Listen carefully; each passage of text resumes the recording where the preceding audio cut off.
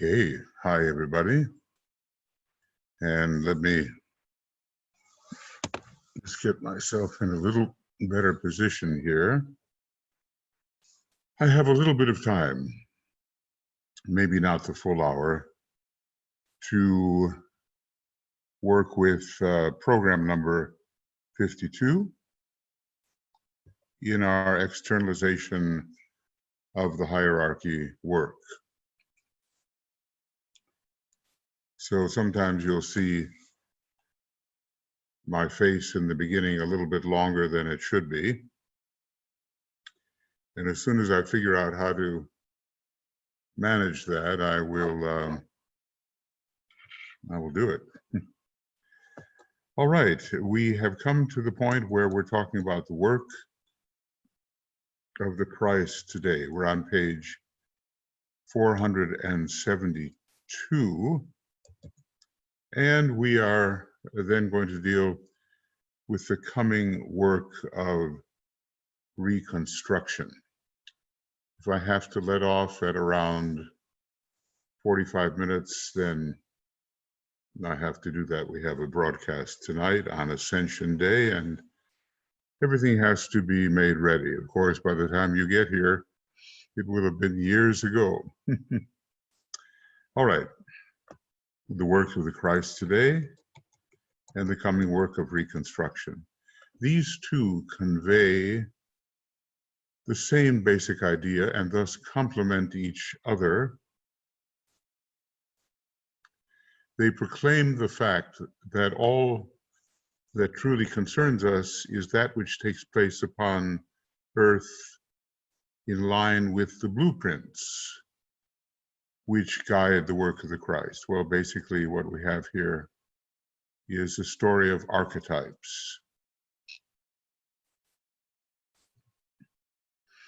When I use the phrase concerns us, I refer to man's physical, emotional, and mental reactions. They proclaim the fact that every state of consciousness is anchored within humanity, and that all are factual here and now, did men but know it. Meaning that all of those states are precisely here. If we could attune to them, they are not somewhere else, and the planes do interpenetrate. We have to remember that. They proclaim also the truth that the Christ has never left us for a distant heaven of nebulous outlines, and that he is ever within our reach. And that is something that perhaps the average believer does not realize. They proclaim also the fact that his interests, his arduous labors, are on behalf of the activities of his working disciples, the masters of the wisdom and the lords of compassion, are with us here and now. The here and now part is something that seems so remote when we are blinded by material factors, blinded by this aggregation of units of matter, and we just don't see. We just do not see, as otherwise we could.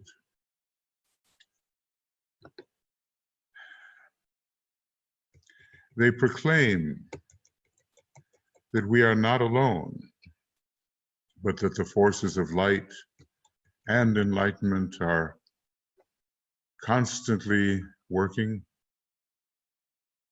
that the strength and the wisdom of those who know are being mobilized to aid mankind, and that nothing can now arrest or prevent the contact between that intelligent, aspiring center called humanity, and the inner spiritual group, the hierarchy.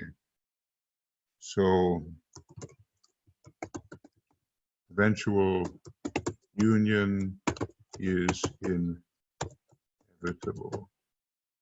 And as you see, every time I press my my E, it gives me more than I want.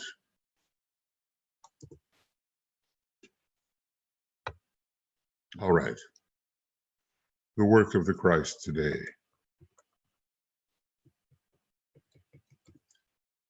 Forget not one important point. The hierarchy itself is the result of human activity and aspiration. It has been created by humanity. Its members are human beings who have lived, suffered, achieved, failed, attained success, endured death, and passed through the experience of resurrection. Well, maybe all of these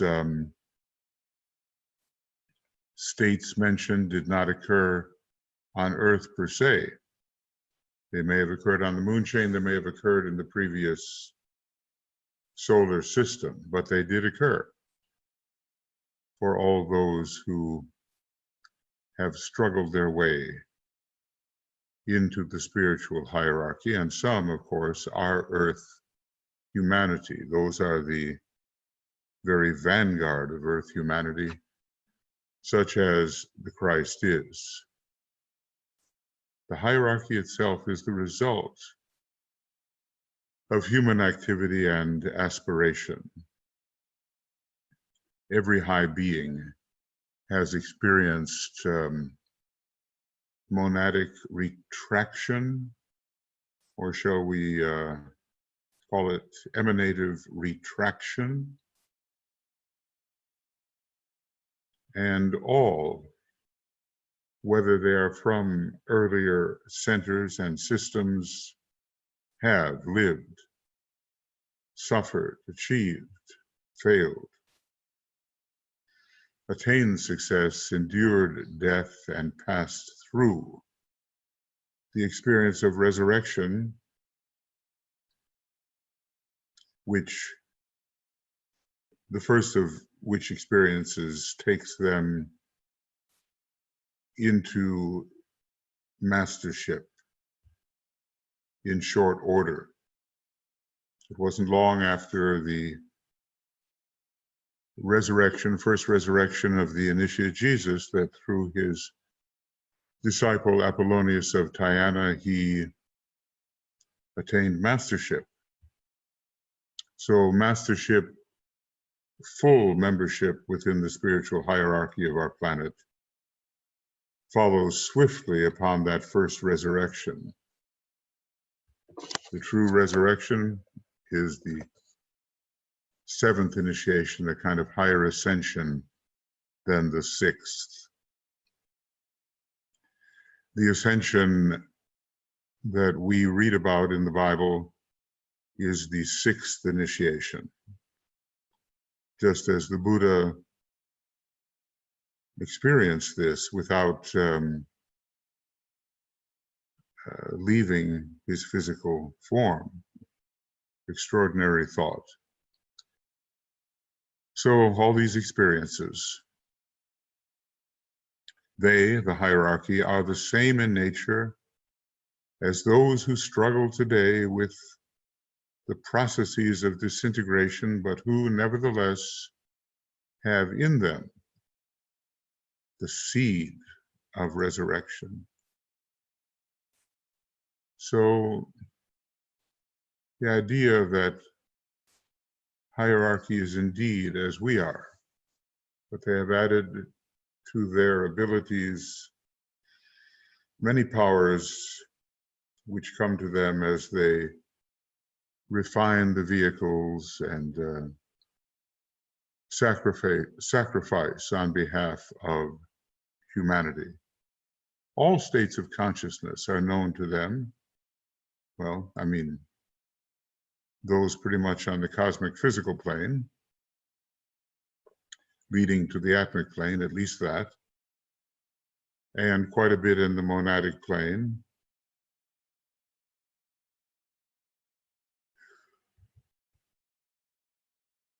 All states of consciousness are known to them, and they have mastered all of them.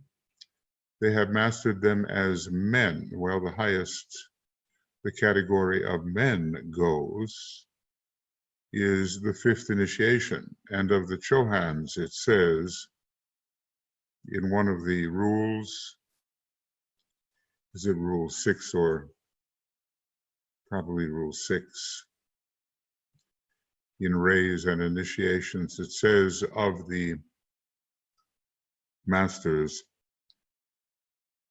of the Chohans, they are no longer men as are the masters. So the five-pointed star indicates the peak of mastery carried out by a man. They are still members of the fourth creative hierarchy, even as they move into Chohanship.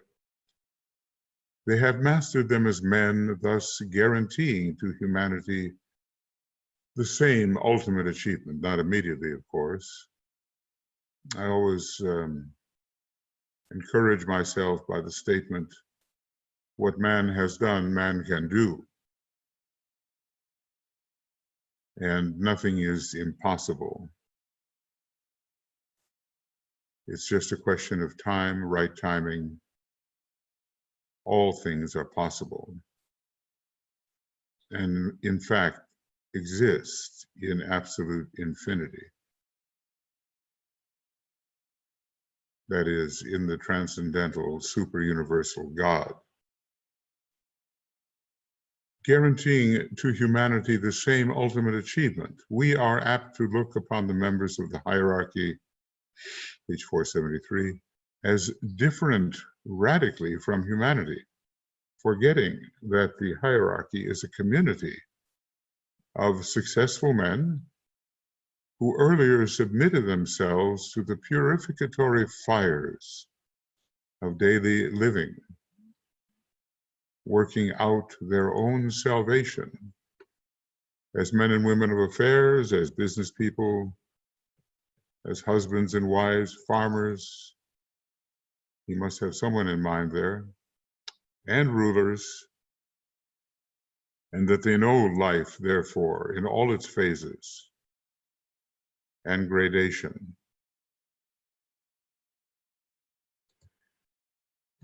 This is something, of course, when we worship the Christ and worship the masters, we tend to forget. We place a barrier of admiration and devotion between ourselves and them, and it's just not true. All of us are masters in the making and more, and every being is essentially the universal logos and more. But that gets us into some pretty wide-ranging philosophy, which I interject now and then. Can't help it, I guess.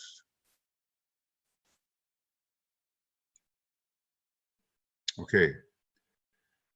They have surmounted the experiences of life.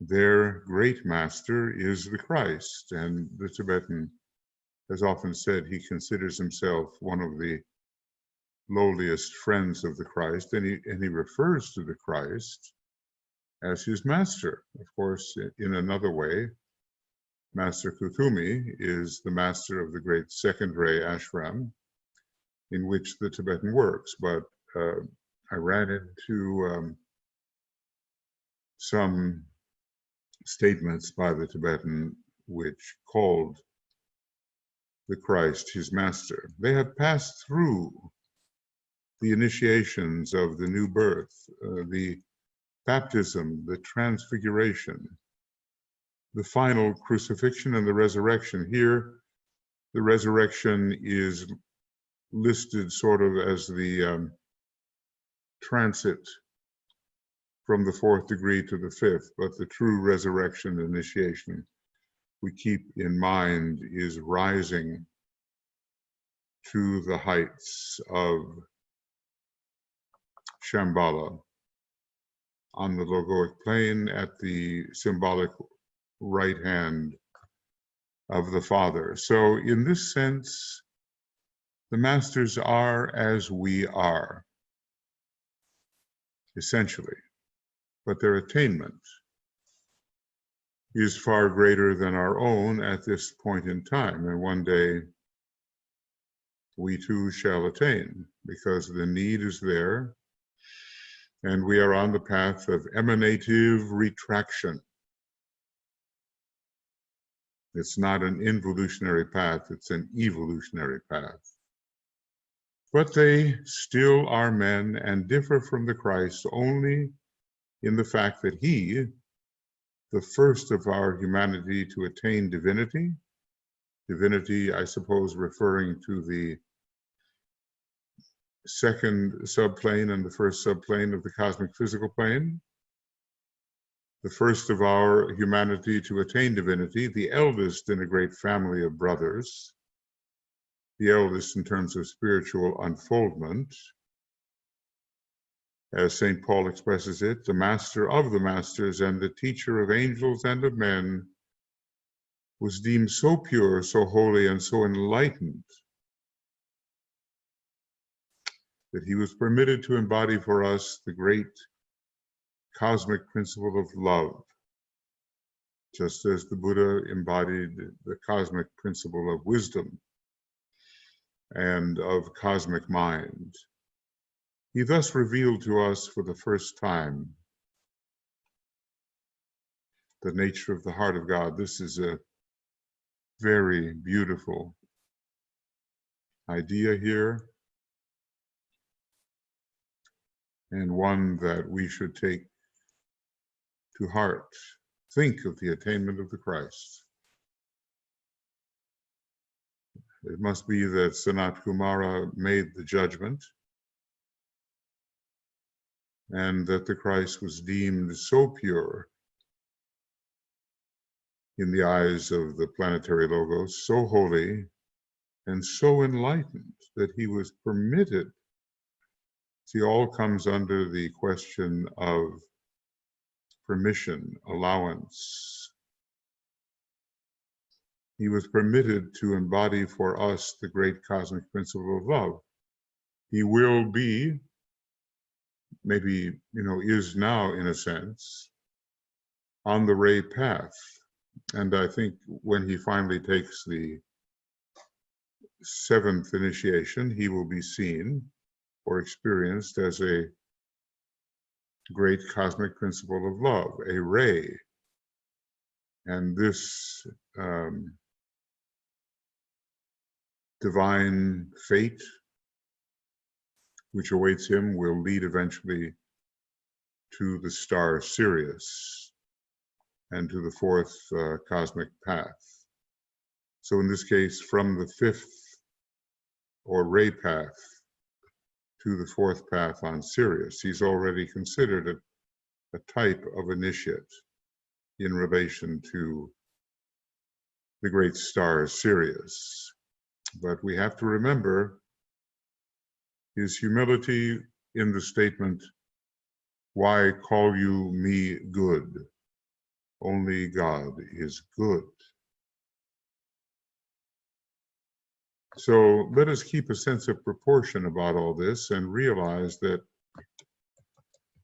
before us lies attainment, not in any ambitious sense, because it is not granted to those who want it for themselves only, as kind of a feather in the cap, an act of pride. No. To those who sacrifice everything, the attainment comes. These perfected men, therefore, exist. They are more than men because the divine spirit in them registers all stages of consciousness and awareness, subhuman, human, and superhuman. Their consciousness pervades all this. Where is the Christ? In a sense, here, now, and through all kingdoms. This inclusive development enables them to work with men, to contact humanity at need, and to know how to lead us forward towards the phases of resurrection. You see, maybe the first phase occurs at the fourth initiation, but there is a phase, certainly, connected with the seventh initiation, and is a major solar initiation. It's a kind of mastership or fifth initiation if we begin, do we? Let's see if that works, with the transfiguration, 3, 4, 5, 6, 7, yes. It's a kind of mastership in the solar hierarchy of initiations. So many of us have not attained even the first solar initiation and are busy trying to understand and execute and apply the initiations of the threshold. There is no need, says the Tibetan, for me to enlarge at this point upon the world that they are attempting to aid and to salvage. The state of humanity today is known to all thinking people. Devastation, notice the deva in the devastation. Crucifixion, slaughter, and death are widespread. Sorrow, pain, disillusionment, and pessimism are conditioning the thinking and the reactions of millions, whilst the plight of the unthinking but helpless masses has reached an inconceivable height of misery. Well, the war is almost over, as he writes, but still the psychological effects and the physical effects, mental effects, are there and have been established and need rehabilitation. The ignorance, lack of understanding, the selfishness of men everywhere, particularly in the countries which have escaped the ravages of war, aggravate the situation. Maybe some of the neutral countries, the United States, Sweden, Switzerland. Maybe there are other neutrals that displayed selfishness at first rather than engagement. Nevertheless, with serenity and confidence, the hierarchy today faces its arduous task. So the state of humanity was sad, very sad, and still is sad in many ways, as this almost planned reversion to lesser states of spirituality is taking place today, or at least threatening to take place.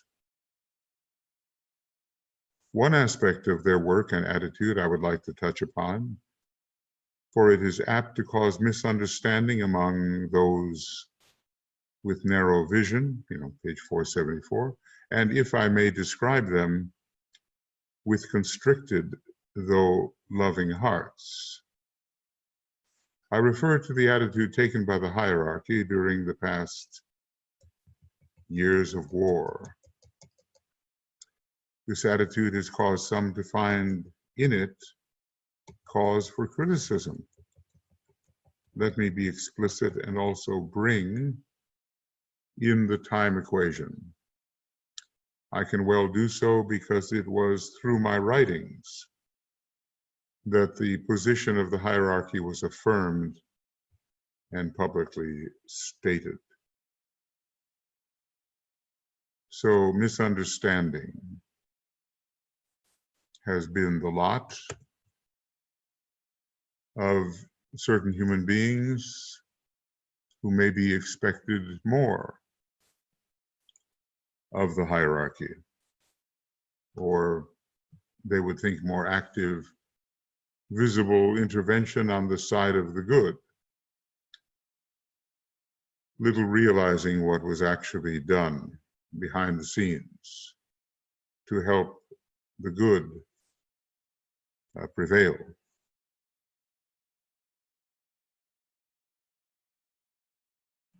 In 1932, writes the Tibetan, I wrote a series of pamphlets which were intended to mobilize the disciples of the world under the name of the new group of world servers and to arouse the men and women of goodwill in a final effort to awaken humanity to the need for change. I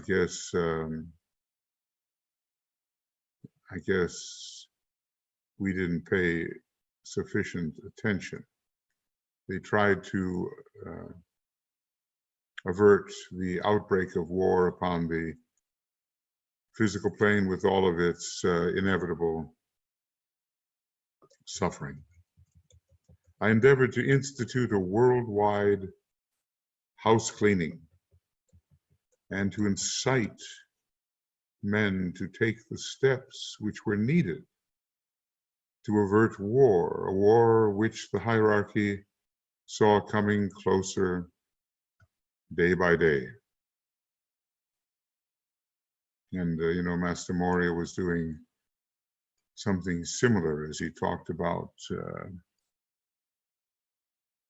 obsession and the epidemic of obsession, which was afflicting humanity in a way unrealized and undreamt of by the average man.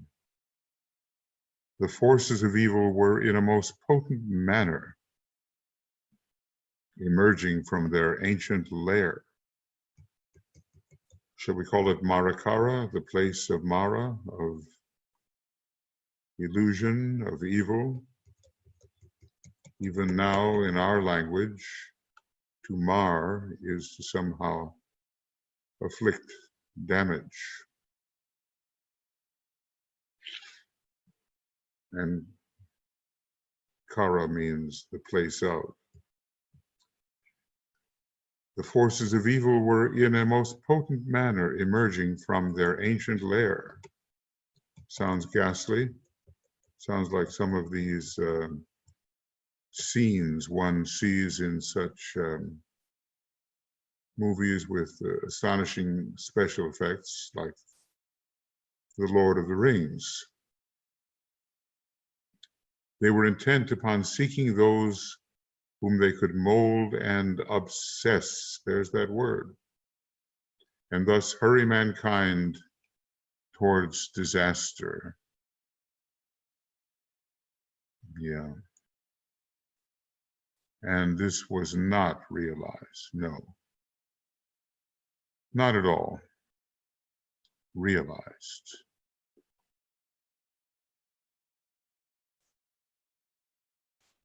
They found minds responsive to their evil promptings in every country. Note, in every country. There were many Nazi sympathizers in the United States, many. And some who sought the overthrow of, let's say, the democratic way of governance. Although, strangely, the Nazi Party was elected into power by a democratic process, which does not mean that coercion was not used behind the scenes. They found mind responsive to their evil promptings in every country. They found also that it was possible to take possession of two countries, Japan and Germany, and to a very much less extent of Italy. So he spares Italy of that particular judgment. And indeed, the partisans, the enemies of fascism in Italy did overthrow the fascist powers in the end. This was not the case in Germany. It was not the case in Japan. Intervention from the outside was needed through Russia and the United States, and in the Far East through the United States. The hierarchy, foreseeing this, attempted to offset their efforts. They made appeal to the spiritually minded people of the world. Their appeal reached millions and culminated in May 1936 in a planetary effort wherein the great invocation was used upon a large scale in most countries of the world. Now, this was the first great invocation. Let the forces of light bring illumination to mankind. For another 3 years, their labor of love continued. They struggled to save humanity and to arouse men to their imminent peril. They endeavored to arrest the selfishness of humanity and to produce a new and fresh orientation to the spiritual values and thus avert war. They failed. Well, this is a very frank assessment. No matter how hard hierarchy tried, within the law and with the forces at their disposal, abundant forces, still the effort did not succeed. They failed. The men and women of goodwill and the spiritually minded people could not appreciate the true nature of the impending danger. Some recognized it and did their utmost. A few worked hard, trusting to the wisdom, page 475, of those who knew and asked their aid. Most of them were disturbed and worried, but none of them appreciated properly the double danger with which humanity was faced. So this is the kind of thing that one expects in the new installment and historical retrospective of the some 70 years, 75 years we will have lived through since the Tibetan did his last dictating with Alice Bailey. So a double danger with which humanity was faced. This is the story of failure. After a great effort, they gave their all. Hierarchy gave its all to help humanity take the needed steps to recognize the danger. What is this double danger? The danger arising out of human selfishness and greed, plus the danger which was nearing the earth through the agencies of the combined forces of evil. Apparently they got together in such a way that they could be more powerful. They may have fear and respect with regard to each other. They don't have love, but they could see the need to combine their forces to even have a chance to overcome humanity. These forces were organized by beings of most evil and expert experience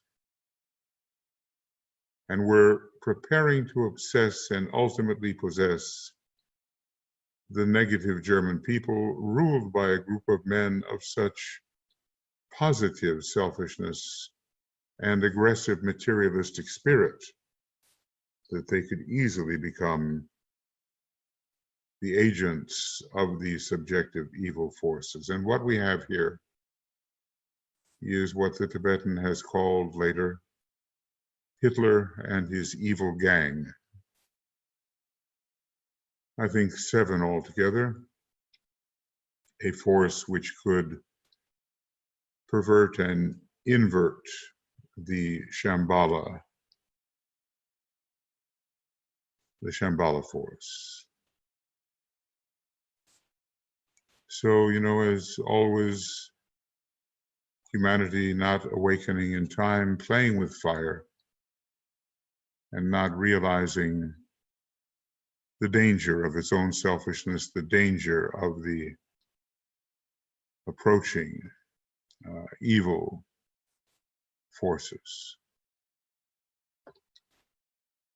The Tibetan does not exaggerate. He is talking about the danger of obsession, of which Master Morya wrote, the epidemic of obsession, and the great evil of these forces of evil. Not just planetary evil, but cosmic evil entering as well. We'll see, whether I'm able to, continue this or have to stop at about 45 minutes.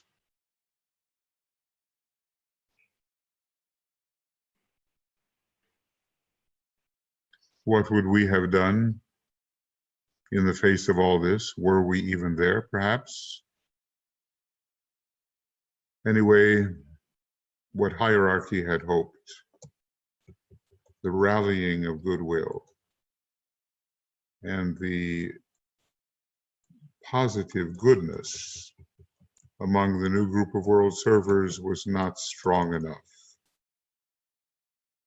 In September 1939, I suppose this is the invasion of Poland by the Nazi powers, after taking over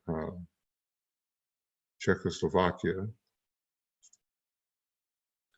supreme wickedness broke loose upon earth because the hierarchy could not and would not infringe upon human free will. The evil which humanity itself had engendered manifested itself, and that to which certain nations and certain individuals had responded appeared, and thus World War II started. Supreme evil sounds cosmic in its nature, a very deliberate evil, not simply the evil based upon ignorance.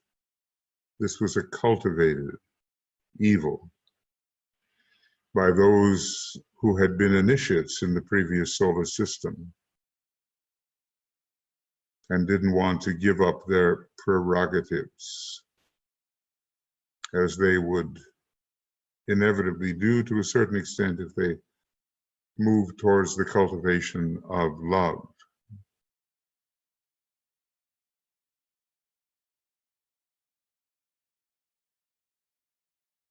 Rampant evil took possession of the earth through the medium of the Axis nations. The Germans marched into Poland. This country was the recipient of the first impact because of her national selfishness, her suppression of the lower classes, her exaltation of a fascist-minded aristocracy, and her hatred of the Jews. The United Nations then began slowly to organize under the impression of the forces of light, and the war was on. Rampant. It reminds one of areas we have to remember that the soul nature of Germany is ruled by Aries, and when the personality takes over the soul energy, the results are not in line with the plan. Rampant evil took possession of the earth through the medium of the Axis nations. And meanwhile, I think, the work of Japan to invade China was well underway. And then Japan made the great mistake of taking on the United States directly. And the United States ended up fighting a two-front war, one in the theater of the East and one in the theater of the West. And that's usually destined for failure. But in this particular case, it was manageable. Germany, through its ambition, also took on a two-front war, one against Russia and one against the Allied powers of the West, and it did not succeed. But then it was on the side of evil, and its resources were less, and its guidance by a somewhat ignorant megalomaniac, Hitler, was insufficient militarily, and in fact was deleterious to the cause. He just didn't listen to his generals. The megalomaniac cannot stand someone in an expert position and thinks that all wisdom resides within himself. We have a situation like that occurring now. What under these circumstances was hierarchy to do? Full opportunity had been given to humanity to arrest the descent of evil into manifestation. Voices of leaders and humanitarians everywhere were proclaiming the need for reform. On which side should the hierarchy throw its weight and its influence? Should it take sides at all, or should it remain or be neutral? Should it remain aloof and take the position of the onlooker, of the observer? Should it stand superior to the deeds of mankind and await the decision of the battle to be fought? Should it conform to the sentimental ideas of the church-trained public and talk peace, peace, when there was no peace, and present a negative aspect of love to all peoples, while hatred strode rampant over the earth? The hateful marching troops with their jackboots and their particular goose stepping, showing rigidity, mechanism. What should hierarchy do in such a case? What was hierarchy to do? There were many options, were there not? And some choice was inescapable.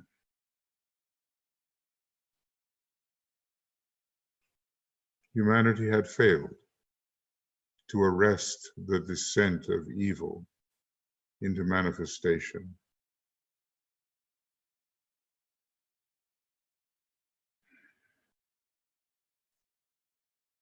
and hierarchy had to obey the law coming to them from the Great Lodge on Sirius.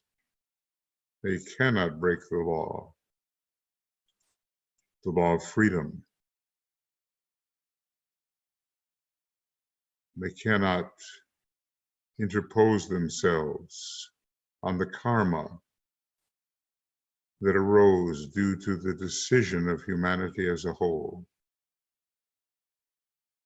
But they are extremely sensitive to the best way to proceed.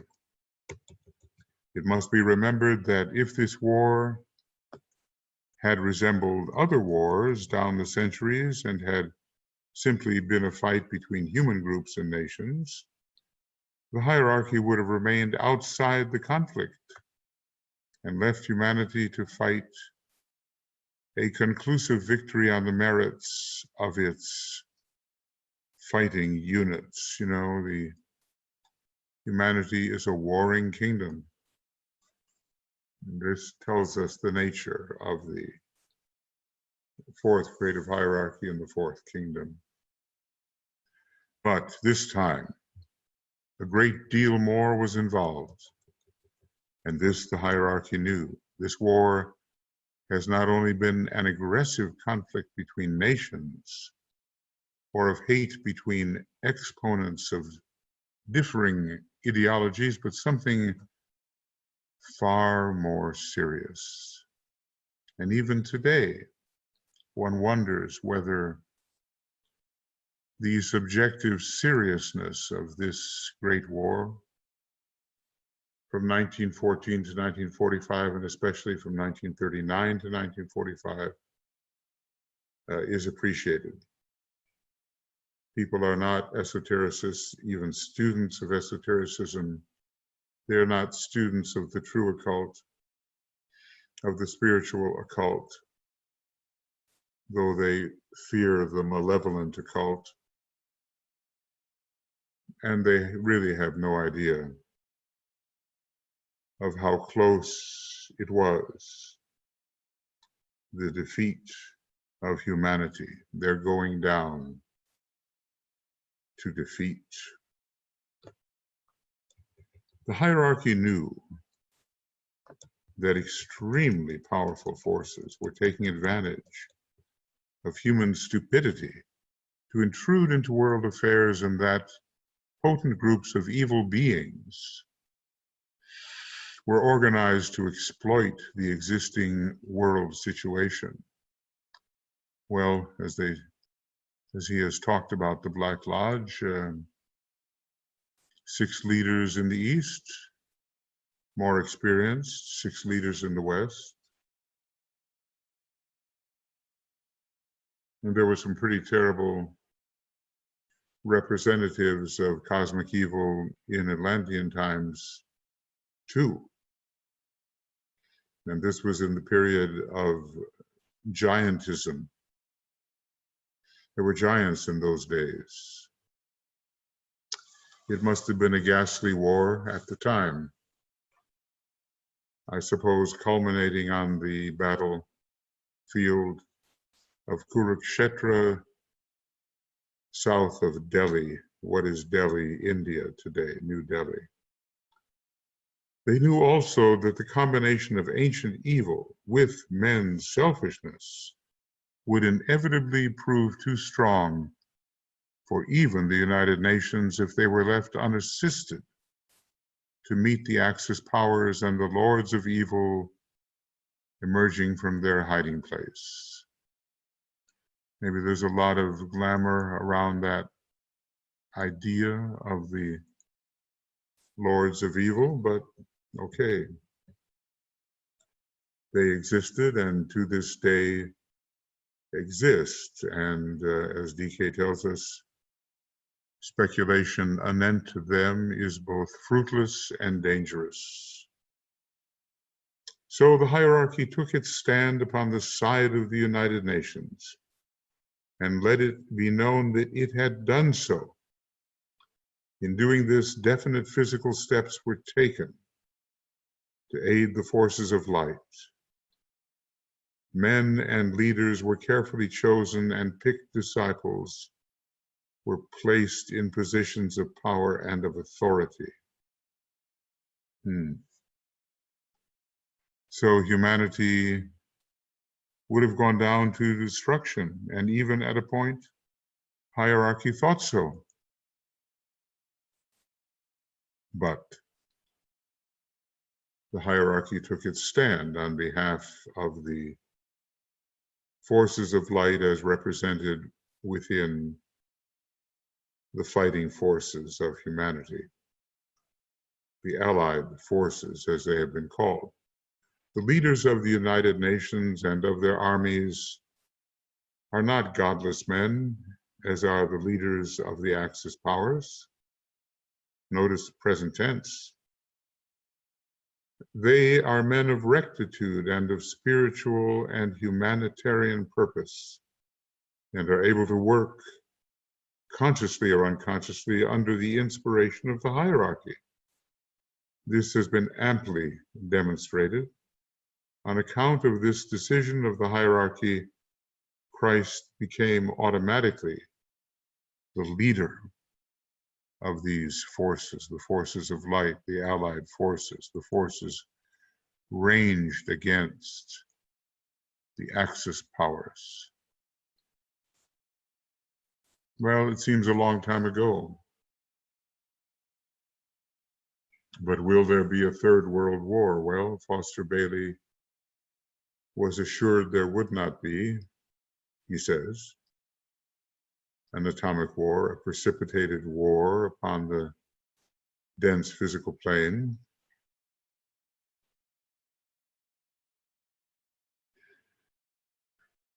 It would be a terrible war,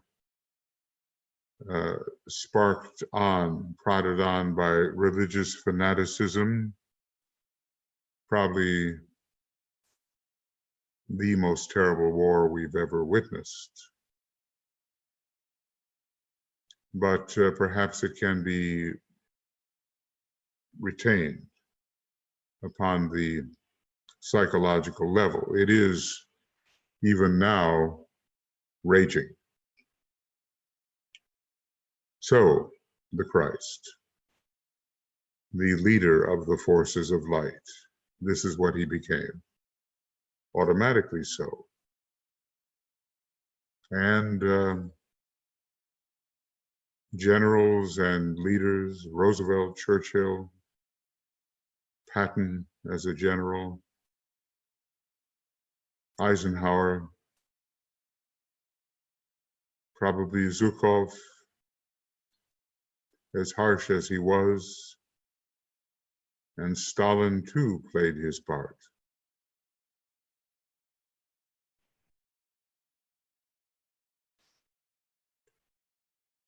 They were not godless men, apparently, and could respond somewhat efficiently, somewhat wisely to the inspiration of hierarchy. But, okay, about Christ. His work has been greatly hindered by the sweet sentimentality of the unthinking Christian and by the well-meaning but oft unintelligent pacifists. Both these groups would sacrifice the future of humanity to temporary methods of being nice, of being kind, or taking gentle measures. I think, sort of under the Stalin regime, they were called useful idiots. They acted in a way which was counter to their own welfare. The forces of evil stalking the world, notice those words. They seem monstrous, animalistic. The forces of evil stalking the world today do not understand such measures. The cry of such people that God loves all men is true, eternally and forever true. It is one of the unalterable facts of existence itself. God loves without distinction and irrespective of race and creed. To that great life, naught matters but humanity and its perfecting, because upon humanity depends the salvation of all kingdoms in nature. Those, that is, that need to be saved, the subhuman kingdoms. It would be hard to imagine that the superior kingdoms depend upon humanity for salvation. But in this statement, made in time and space, and as it concerns the form aspect and not the spirit of man, this statement is frequently misleading. And the simple minded are apt to forget that Christ said, "He that is not with me is against me."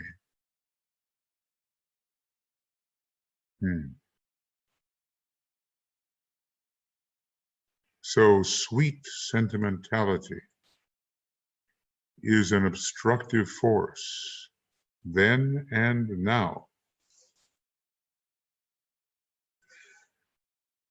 And coddling of dictators who have no good intention towards humanity must not be permitted. Ours is a warring kingdom, and the forces of light must prevail. Men fail also to realize the potency of the thought wielded by those who work under and with the Christ. Thought is pure divine energy, impersonal and like the sun. It pours down upon the worthy and the unworthy, unless definitely and deliberately directed. The rays of the sun pour forth upon the just and the unjust.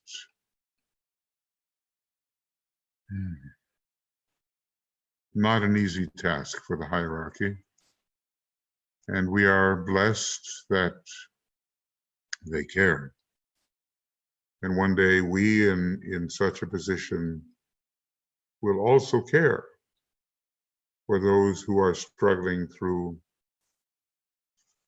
similar circumstances. There will be great battles at the time of the judgment day, maybe unlike anything we have witnessed. They will take place on inner planes, these battles, and perhaps we will be in a position to assist. So the hierarchy was therefore faced with the problem and the necessity of seeing that impersonal thought energy did not find its way into the ranks of those fighting human freedoms, for it stimulates the minds and the mental processes of the good and bad alike.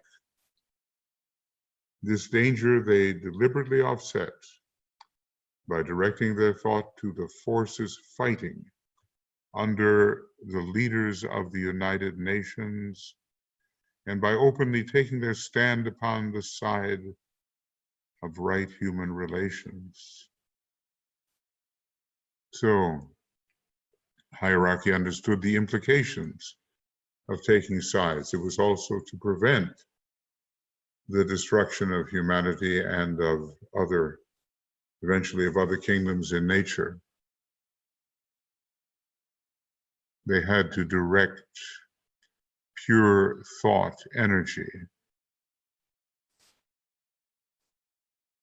specifically and not let it enter the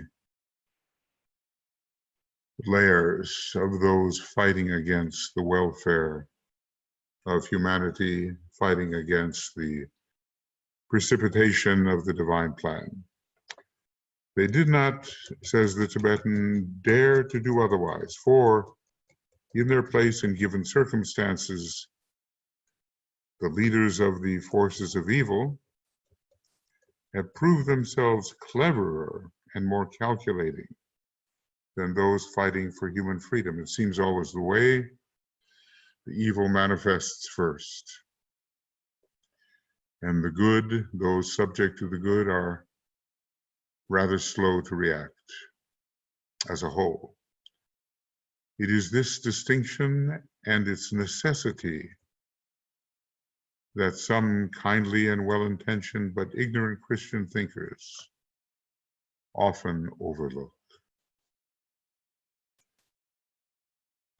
So this is a warning that sentimentality, thinking according to liking and disliking, really valuing the form over the principle, that's what it boils down to. That is not allowed.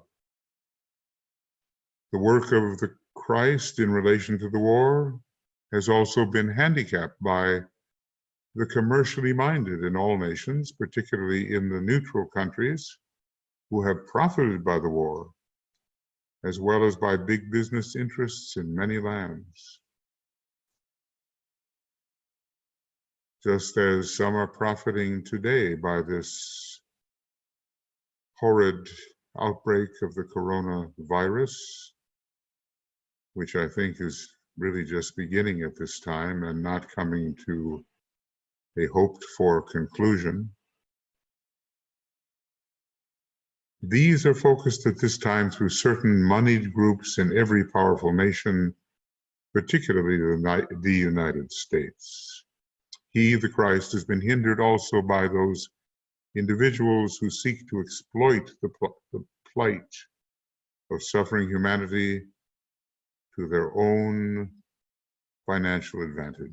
So we're on page 478, and I think it's time to conclude this little program. I guess I had a little more time than I thought. We have very soon an Ascension Day broadcast. We're really, celebrating the 6th initiation of the Christ and the possibility of ascension for all one day. 472 to 478. And we'll take it down here so I don't get lost next time.